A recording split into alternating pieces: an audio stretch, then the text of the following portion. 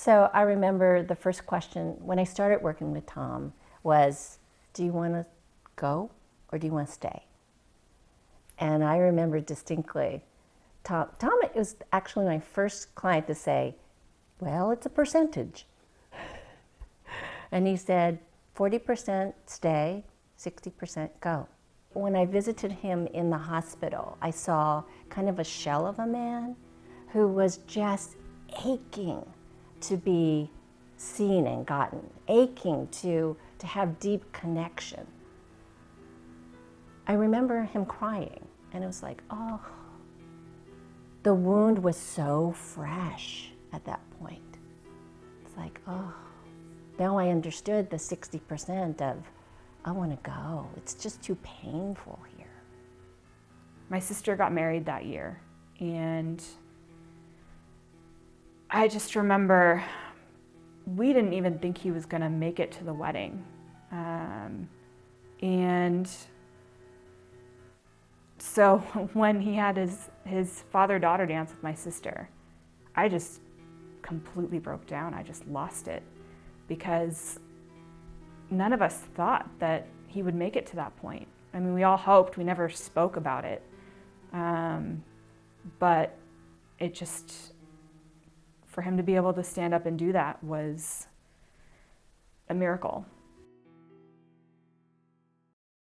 So my name's Tom LOESWICK.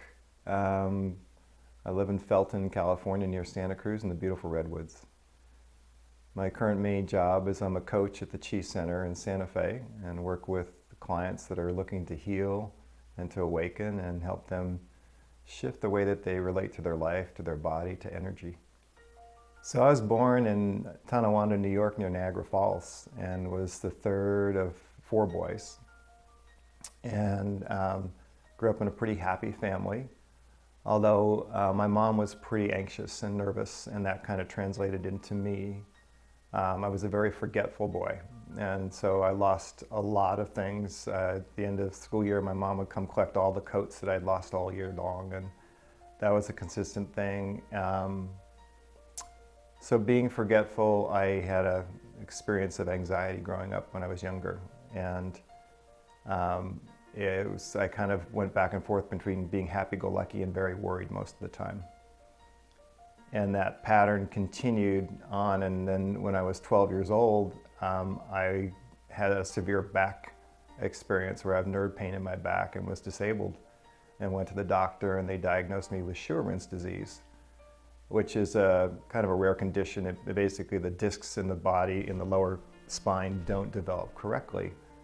And I now believe really that the anxiety that I experienced when I was younger was a big part of why I was so deformed. Those discs were so deformed. I had so much tightness and so much fear in my body. So from the time I was 12 till through most of my adult life, I had back issues and severe back issues I had to deal with. As I got older, I went to college at University of California, Santa Barbara, surfed and played volleyball and did all the fun things there, and then went on to become a very successful business person. Studied business economics in Santa Barbara and found my passion in commercial real estate, went directly into commercial real estate when I graduated and made a career for myself.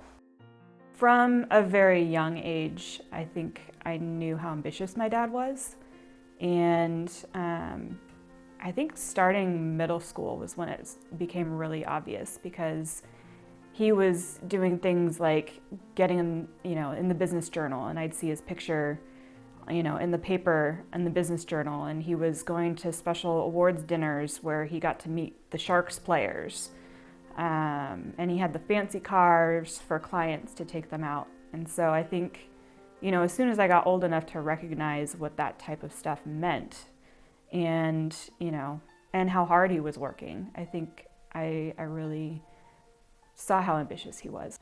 Where I think that came from, this striving, was, I had these 2 different influences in my life. One is my mom's nervousness and anxiety that was really general. She was always watching out for and worried about things, and I picked that up. And then my dad was a big striver. And so being the 3rd child also, I wanted his attention. And so that also drove a lot of the striving. Then I wanted to be you know, successful enough that Dad would probably pay attention to me. And so those two things really colored my life, and really were the themes that I ended up dealing with, ended up creating a lot of the major issues for me, both in my emotional life, my spiritual life, and my physical illness that eventually came on. With all the fame and the fortune that came, I got everything I wanted that I learned from my dad, which is I was the guy in the valley. Like, you know, I was being romanced, and you know, people came to me. There was a line outside my door to talk to me. It was, you know, all the things that I'd hoped for, and the money was huge. And we had just bought $60 million of real estate in my advisory company. My brokerage company had sold over a third of what had traded in the valley that year. And so we were just hitting it really big, and yet I was not happy. You know, there was the distractions of the vacations and the exotic stuff and buying the nice cars and things like that, and I had the big house. And but there was still a deep dissatisfaction. The next thing that really shifted was both my daughters had emotional problems shortly after that, in 2002, 2003. Each one individually had separate major emotional traumas, and, you know, depression and other things that I don't need to go into, but it was terrible. And I didn't have any answers.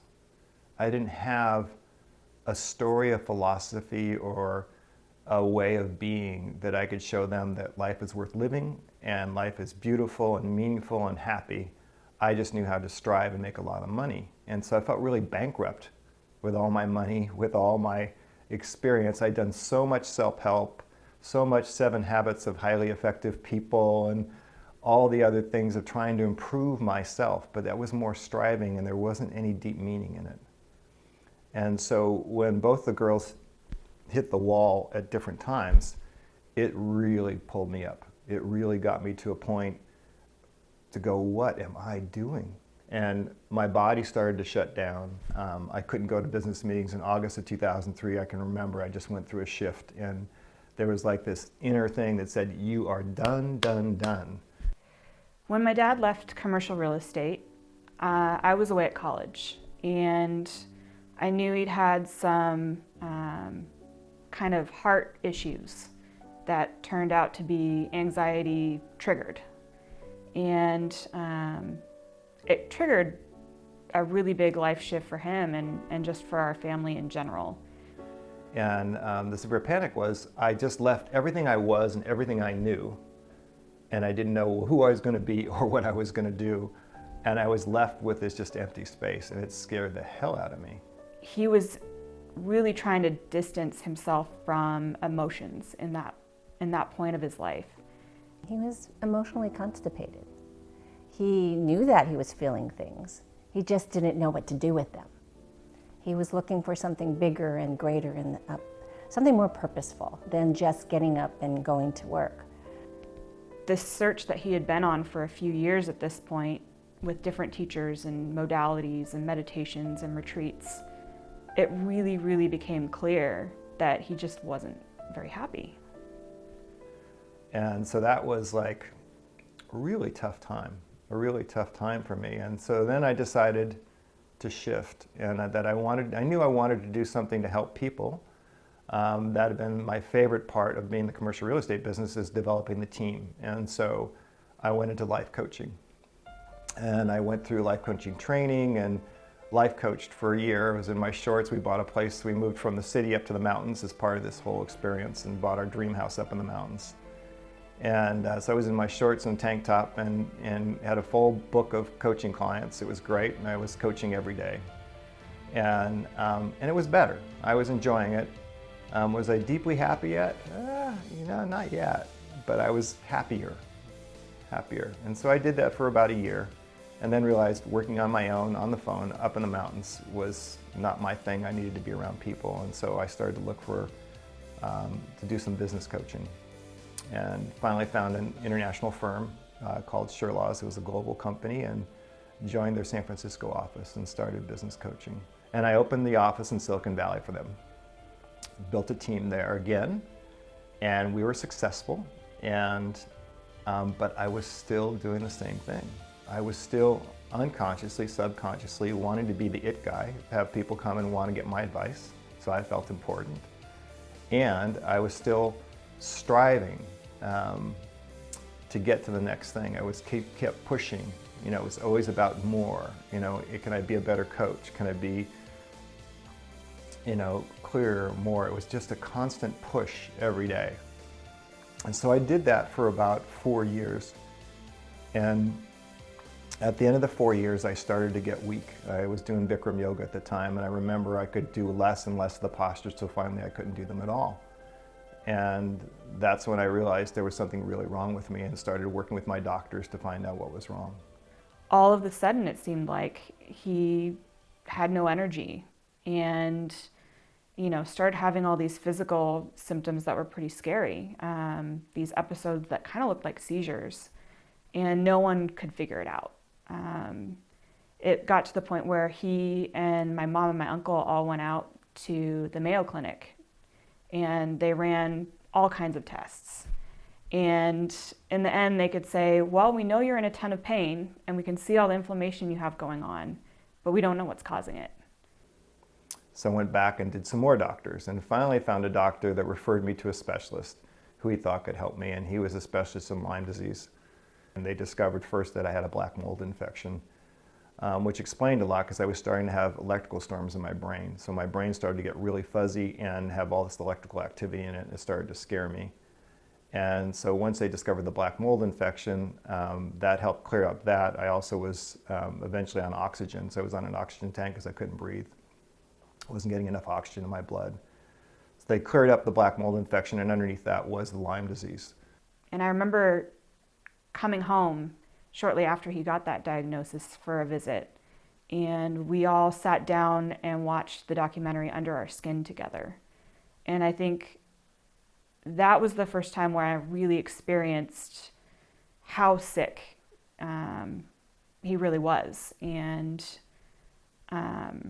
really kind of absorbed how everything was going to change. So I went through 2 years of treatment for Lyme disease, IV antibiotics, injections, Metaport, the whole banana. And that really took me into a really dark place. I wasn't working anymore. I was lost. I was in, you know, medical and supplement hell. I was just like trying to survive and get better, but things weren't really moving along very well. And in the background, you know, something I had mentioned earlier is that my disease in my lower back had continued to progress in my late 30s. My lower back was fused together because I couldn't walk anymore. So my back was fused from S1 to L2, 5 levels, and I have all the armature and metal and screws in to do that.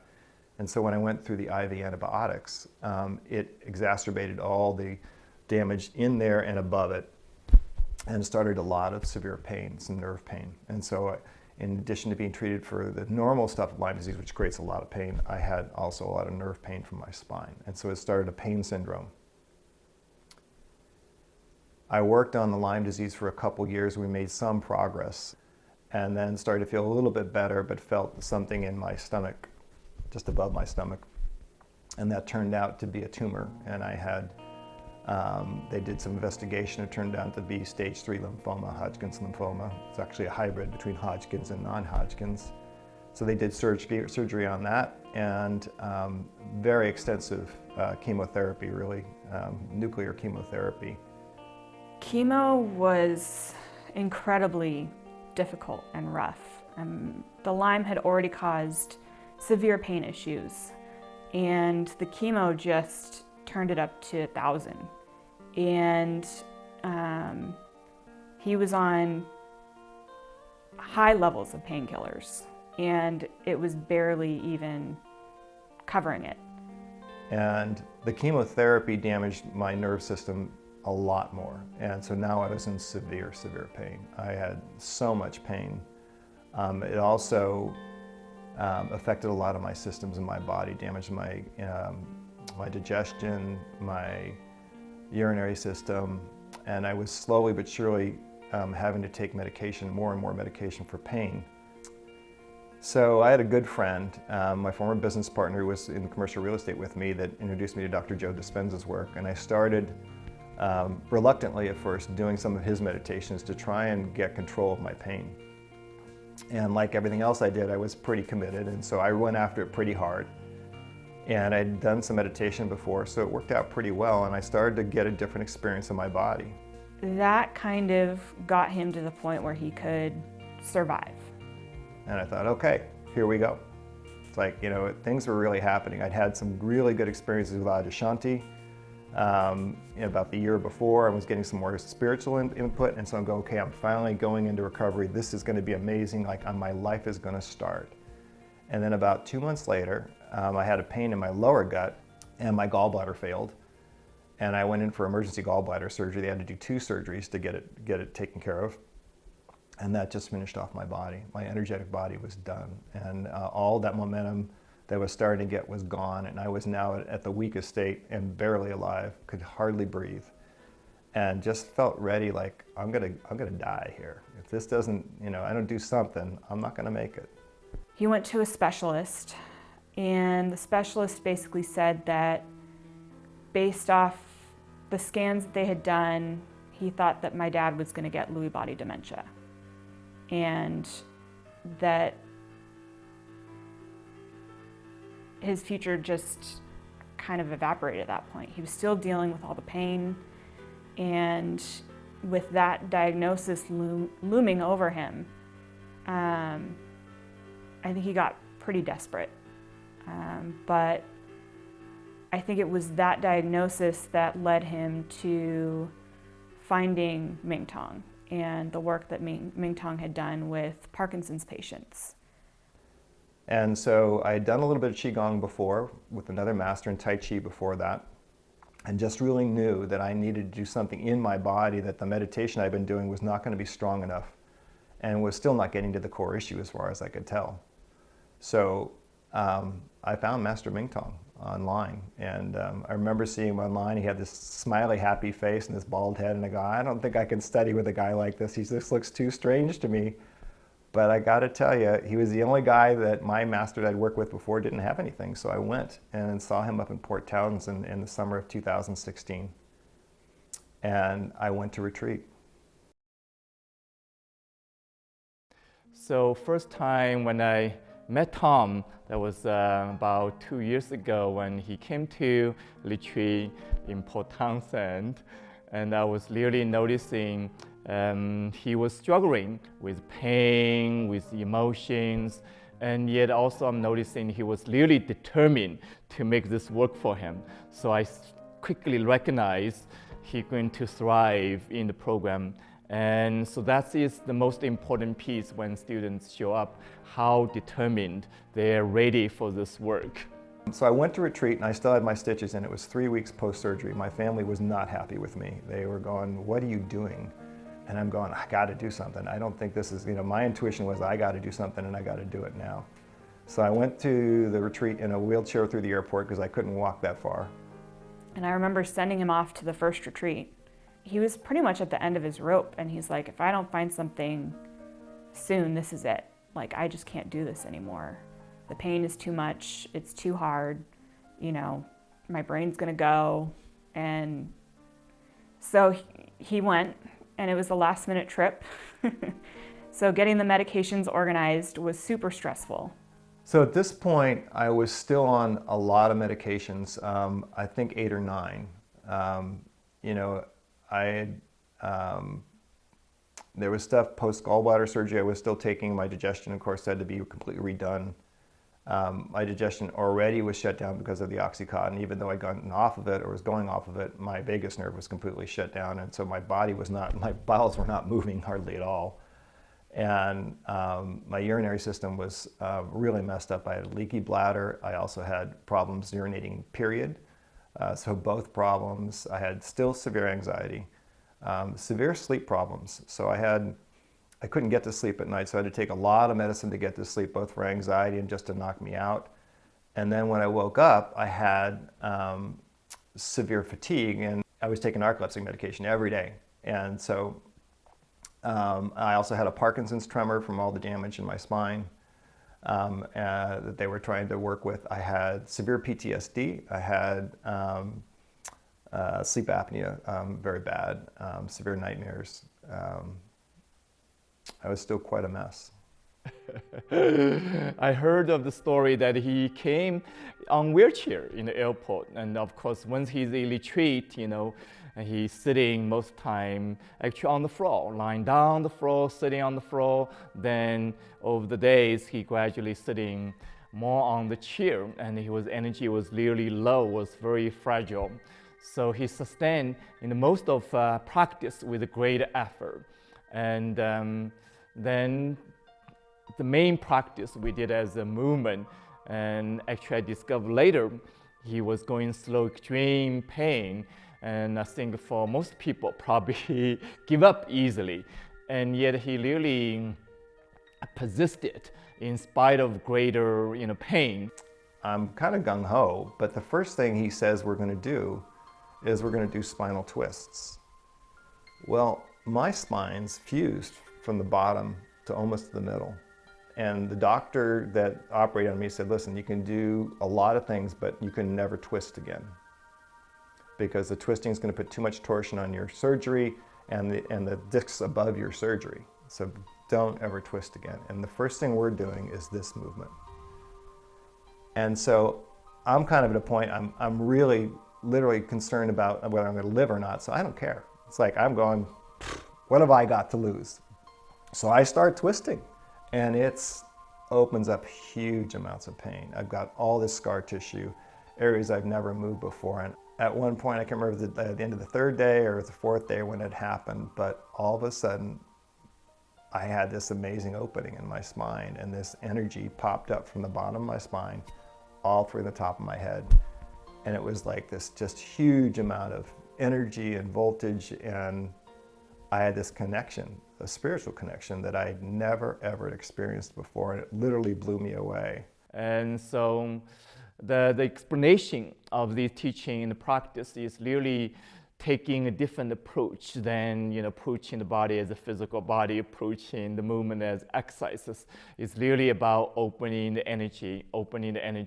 So it's a new way of approaching our body, approaching health, approaching the condition that we are challenged with, in terms of pain. Most of therapists would say, don't do that. You want to, do listless movement, and not to mention, dramatic movement with spine.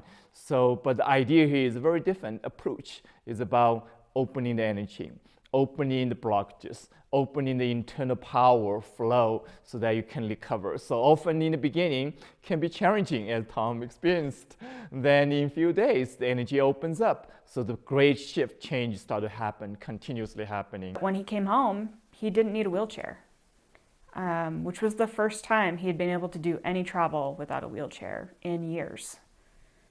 And that was pretty huge.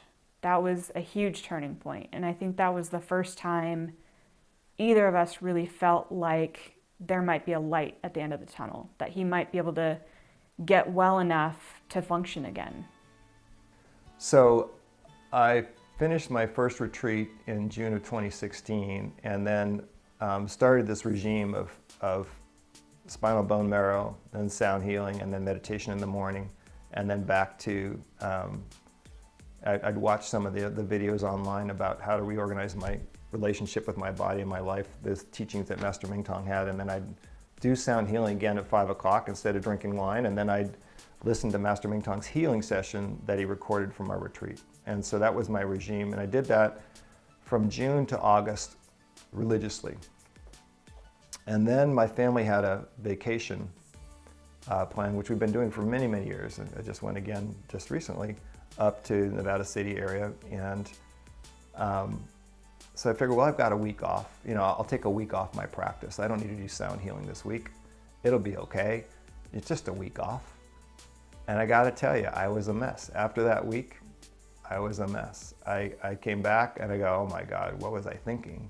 My anxiety was back. I was, just not well, and so I went back after it. And my practice was weaker after that, my commitment to it and everything else. And so we had another set of retreats, a second retreat in September, I think it was maybe September, late September, early October of 2016, and I limped into that retreat, just barely making it my commitment, going, okay, I need something, I need some help. And so spending another week at retreat, I got connected to the energy again, connected to Master Mingtong again, passionate about the practice. I learned a lot more about the practice. I learned some new parts. I learned lift chi up, port chi down, which is an amazing practice. And so now I had 3 different practices to work with.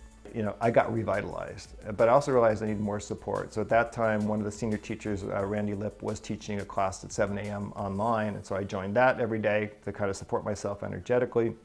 I also had Randy give me some private lessons. I hired her to help me with my form and teach me some things. Very helpful. And things got stronger then. I came out of October in better shape.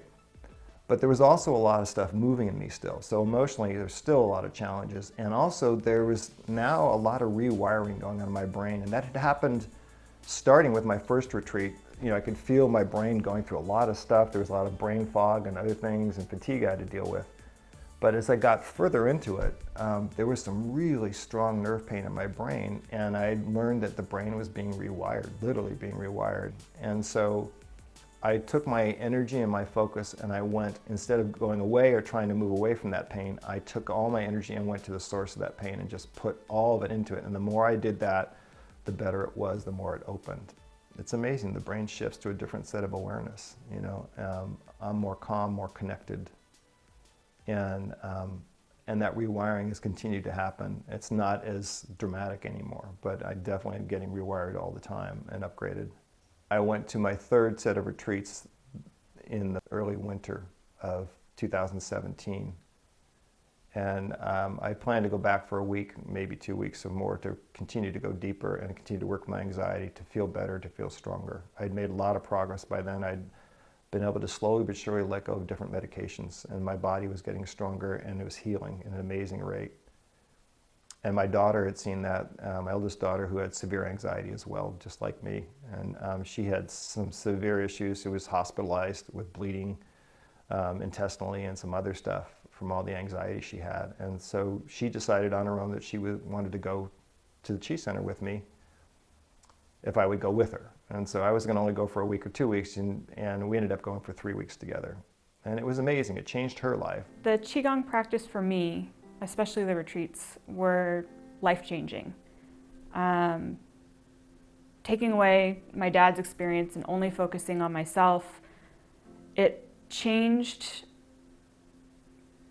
my whole self-identity. I had been sick for so many years at that point that I saw myself as a sick person, and I didn't think I'd get back to work ever.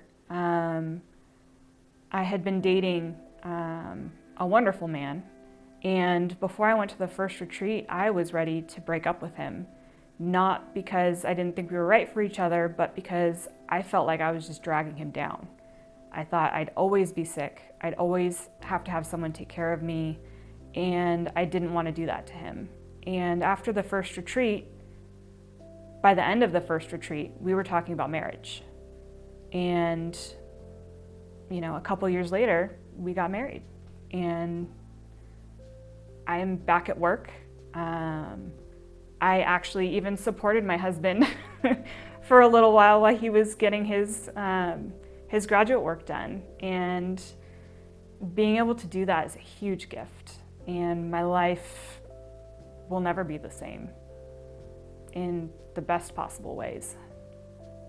I came back from that retreat in the winter of 2017, and knowing that a decision I'd put off for a long, long time, that it was time to leave my marriage.